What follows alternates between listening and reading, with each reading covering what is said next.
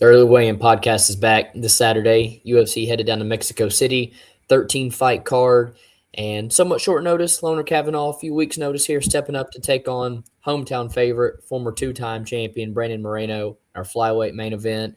In the co-main event, bit of a skid, man, but well-known Marlon Vera taking on rising contender David Martinez, who's looking stellar lately. Quick recap from last week. Worst night in a long time from both of us. I told you worst night since July of last year for me. Guess the one bright spot, 1 for 4 of my straight picks with hitting Puna, which is what I decided to give out dog of the week. 0-2 on parlays, minus 6.44 units, man. Trying to put this one behind us. Not a good start this year for me. Looking to get on track. Let you talk about how you finished up, kind of a bit of an error on your card somewhat. Yeah, 0 for 1 for straight picks with Dan Ige, and then 0-3 for the parlay pieces. I was not in a good area with service, and so whenever I put in that over 1.5, I hit the submit button 3 times, and it logged me 3 times. So I was 3 units in on the over 1.5, so felt sick going into that fight. It just wasn't my night either. So minus 6.7 units on the night, and yeah, like you said, trying to get that behind us. But we do have a couple of good betting spots this week.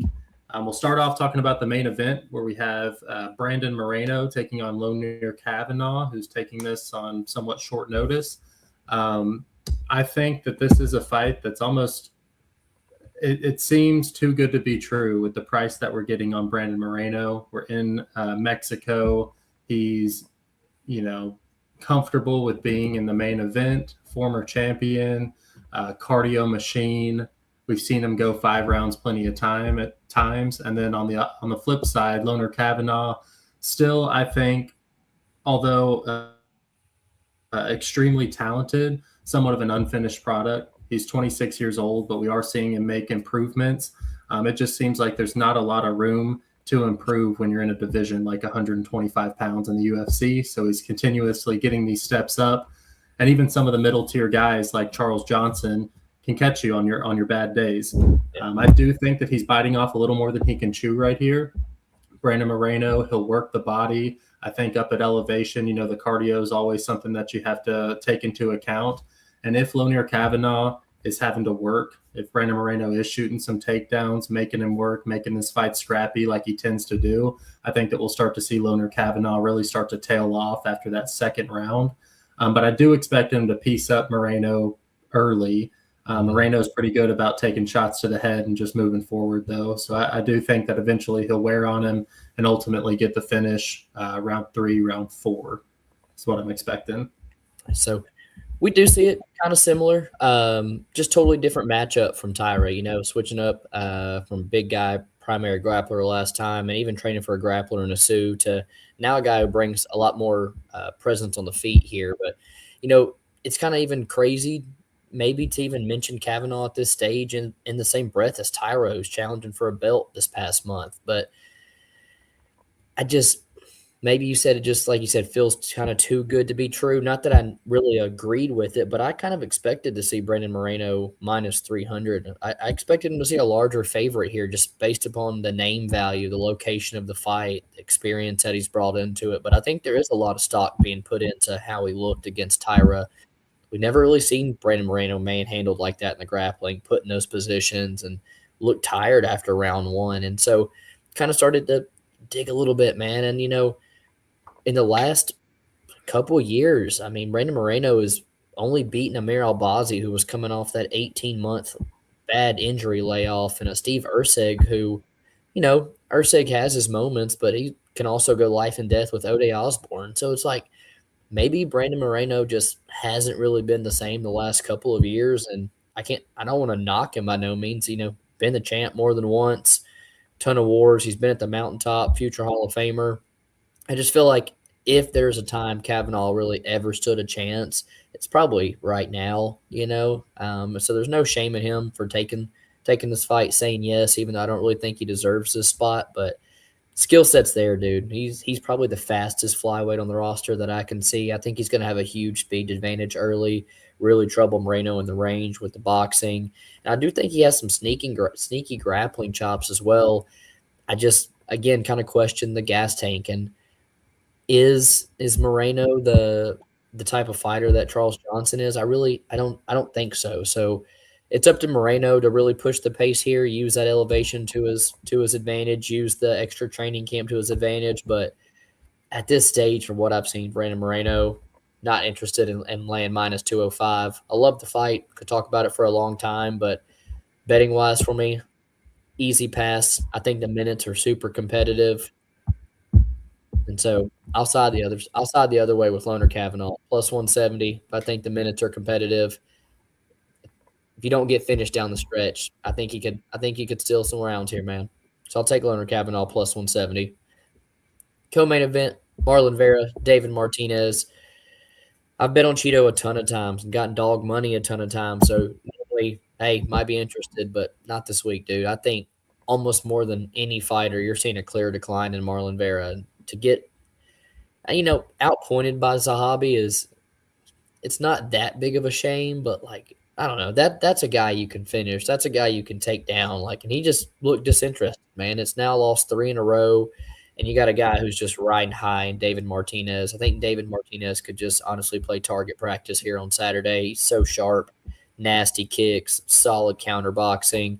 The volume's just going to be double that of Cheeto, and he doesn't have to get his reads in round one. He's going to come out here and win round one. And after Dan Ige last week, man, I struggle to say like, no, someone can go without getting finished and stuff, but here Cheeto is in a spot never being finished before.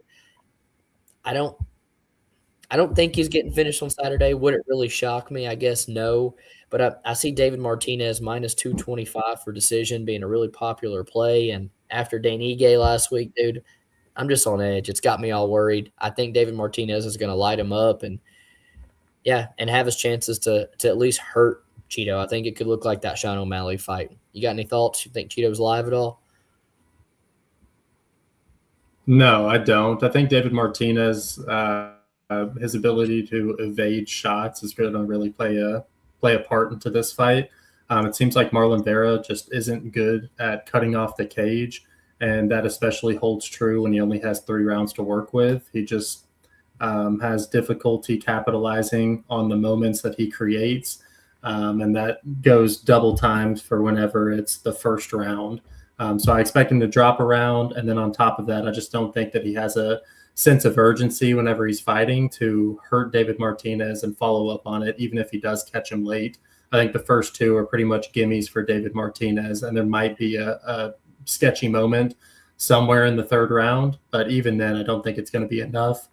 And I do expect David Martinez to get this done on the scorecards. So Martinez by decision as well. Moving on to the fight of the night for me. It's going to be Douglas Silva de Andrade taking on Javier Reyes. Man, Andrade been out for a year or two, 40 years old, a few months away from 41 years old. And at 145 pounds, you don't see that very often. It's something that you can get away with at 205 or more, but I really think that it's finally going to catch up to him, and this might be the fight where it's most exploited. Javier Reyes, he's got quite an extensive career on the regional scene. He's certainly seen decent level guys on the regional scene, not quite the level of Douglas Silva de Andrade, but I don't think that the lights are going to be too bright for him here. He starts really early and pushes a pace, and I think that that's something that if Douglas Silva can't finish Reyes early, Reyes is just going to wear on him, and ultimately I'd like to say he finds the finish, but Silva is notoriously durable, so maybe a finish on the judges' scorecards or a late finish. Silva, on the other hand, I mean, Reyes, he's gotten touched a few times in the past, and Silva throws with enough power that I think it's possible he catches him. We just haven't seen that in a really long time, and it's kind of hard to say that he's going to turn back the clocks at this point in his career and catch somebody. So while Javier Reyes still a little bit unproven with the caliber of opponents, I do think that he's definitely more in his fighting prime and ultimately going to be able to kind of work Douglas Silva de Andrade here on Saturday just with the pressure and pace that he's able to put on him. Yeah, that's going to be a fun fight, high pace. Fight of the night for me, man. First fight of the night, taking Wes Schultz versus Damian Pinas. I think it's a reason this is the first fight of the night. I think it's chaos from the start. You got the under 1.5 sitting at minus 200. Shocked if we see the scorecards, honestly, man. Starting on the Schultz side, we kind of talked about it, a little bit of a karate style, not crazy effective on the feet, doesn't set down on the shots, and you got to worry that that's not going to deter guys like Damian Pinas from coming forward.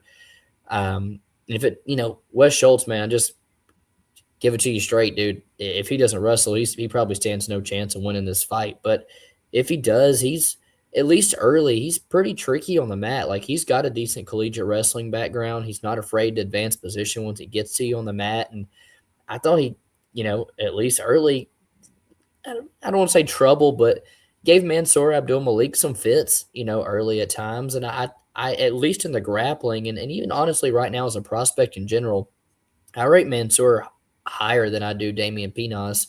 And so, I don't know. I expect Wes Schultz to potentially, again, put Pinas in some tricky spots early, make this a fun fight. But the two of the guys that to me have the higher ceiling is 1,000% Damian Pinas, super physical, hits like a truck, so much finishing upside here. And if he can survive the early storm of Wes Schultz, we've kind of seen that physicality and that work rate cause Wes Schultz to slow down. And if Damian Pinas is there, he might just take his head off, honestly, dude. Pinas is a pretty excited prospect, great frame for the division, but just still very green.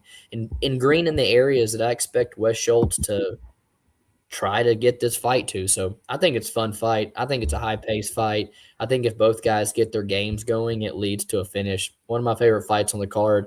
And I don't think you want to miss the first fight this Saturday, man. Underdog of the week. You and I both struggled here, man. There's a lot of chalk this week, and I was not in love with many underdogs. I did like Sofia Montenegro at like plus 240.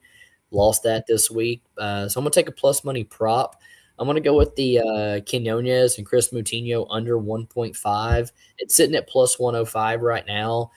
On the Quinones side, the guy's finished 13 of his 18 wins inside the distance. Gets in your face early from the start. Primary boxer. I think his hands are so much faster. Way better boxer. He got the home crowd behind him. I expect him to get out here and start hot. On the other side with Chris Moutinho, he's never seen the scorecards. He's been finished in all 7 times that he's lost. I'm sorry, seen the scorecards, but been finished in every single one of the times. And all 5 of the finishes there under 1.5. So I think it's, Deshaun O'Malley, kind of an anomaly, could have been stopped. Dude, Moutinho's going down by Guido Canetti. And if I didn't think his chin was shot before, dude, that Malcolm Wellmaker knockout last night just face planted him. I think if Quinones gets him out of here, it's early or it could get competitive. So the minus 700 is going to finish. I think it's under 1.5. So it's plus 105, ultimately lined at about minus 130. So it's sitting at plus money. I think it holds pretty good value. Thought that was my plus money spot for this week. Yeah, so I ended up going with Macy Chiasson for my underdog of the week.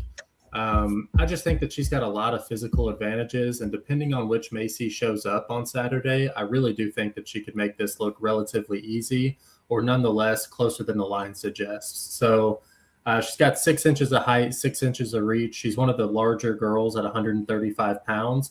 And Eileen Perez at only 5'5". She's very thick, very physical, but I do think that she's on the smaller end of the spectrum.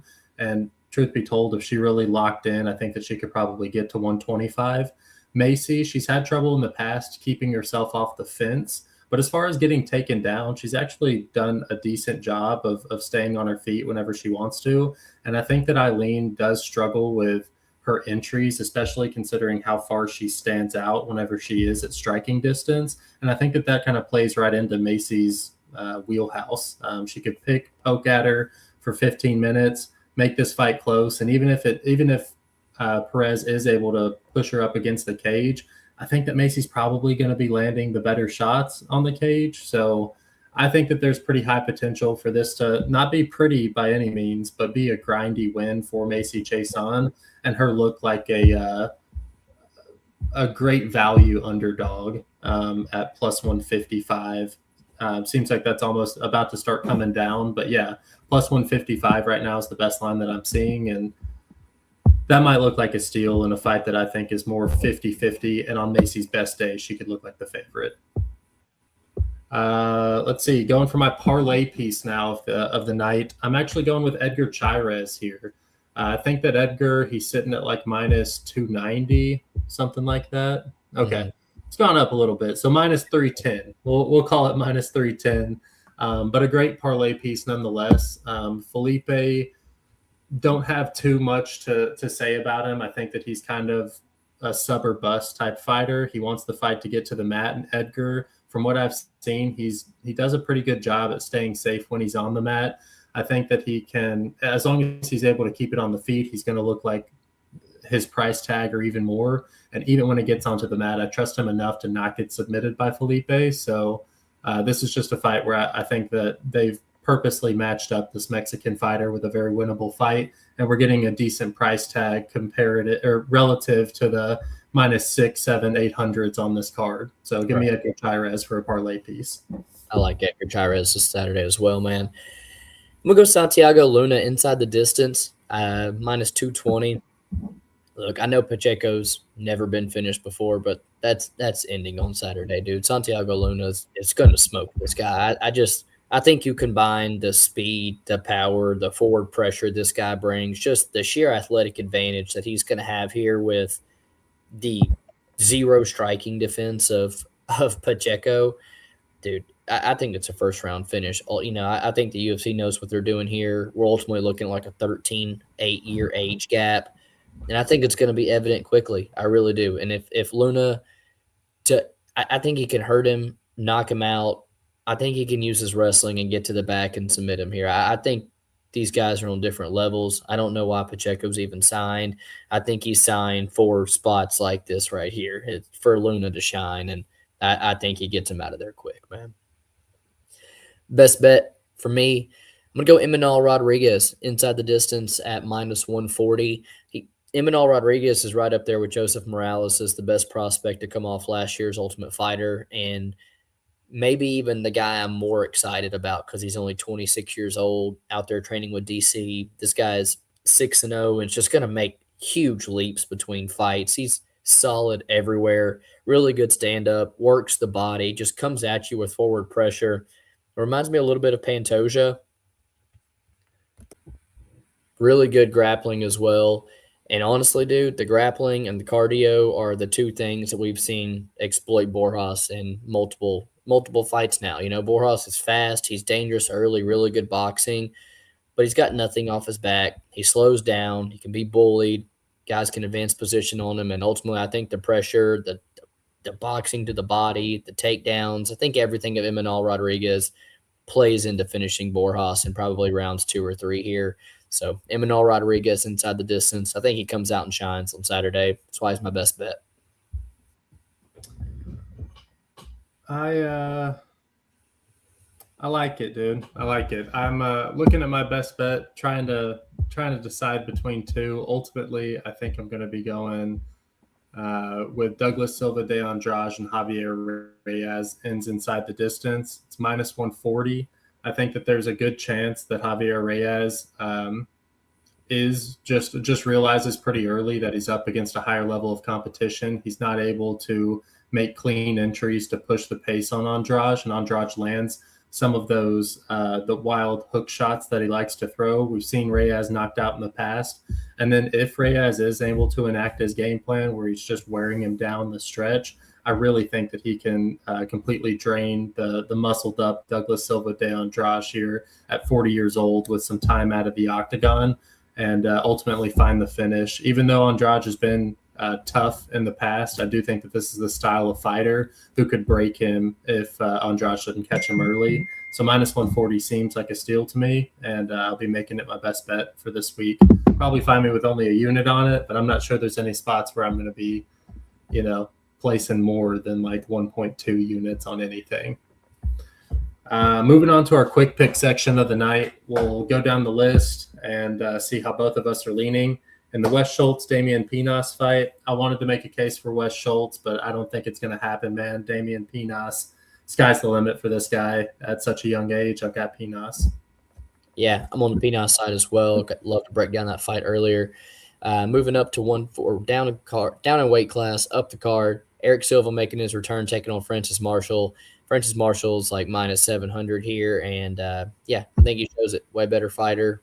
Should break Silva, probably submits him in the second or third round. Yeah, I think he's a great prospect. I've also got Francis Marshall here.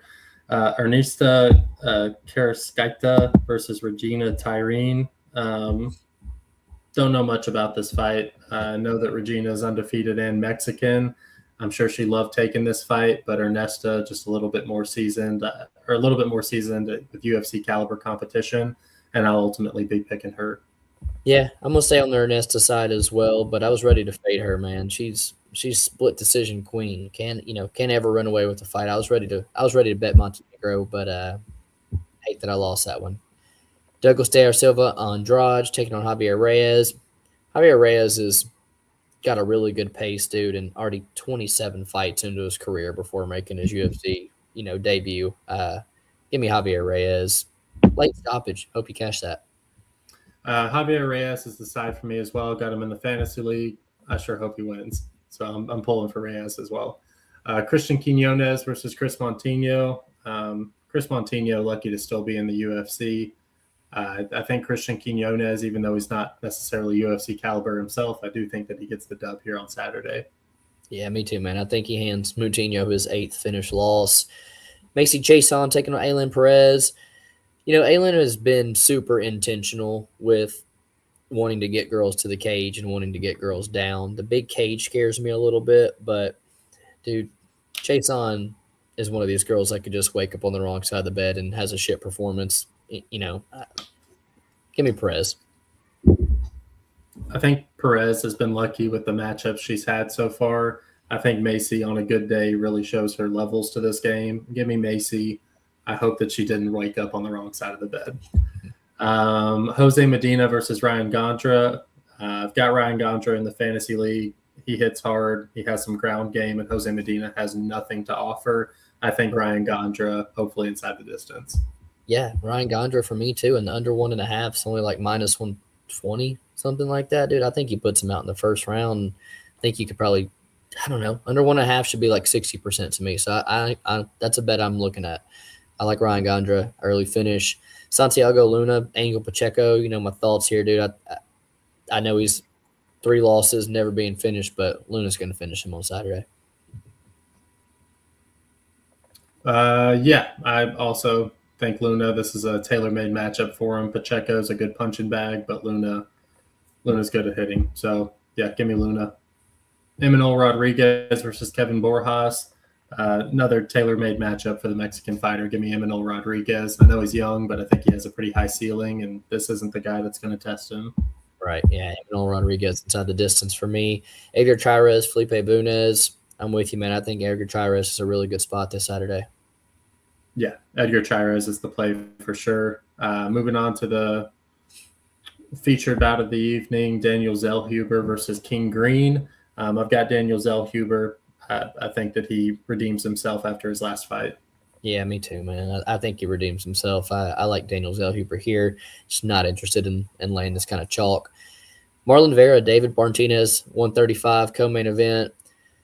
I like David Martinez. I like David Martinez by decision. I just feel like there's levels on the feet here, honestly. Yeah, same. I think that his movement's going to be the key in this matchup, and Marlon Vera showed us that he just isn't interested in winning the moments. I don't know. He's just not interested. He doesn't have any sense of urgency. It's super frustrating. Give me David Martinez by decision. Moreno versus Lonier Kavanagh. I'm all over Moreno. I might add him into the parlay. I think that it's a steal of a price tag, especially if this fight goes all 5 rounds. It's all Moreno.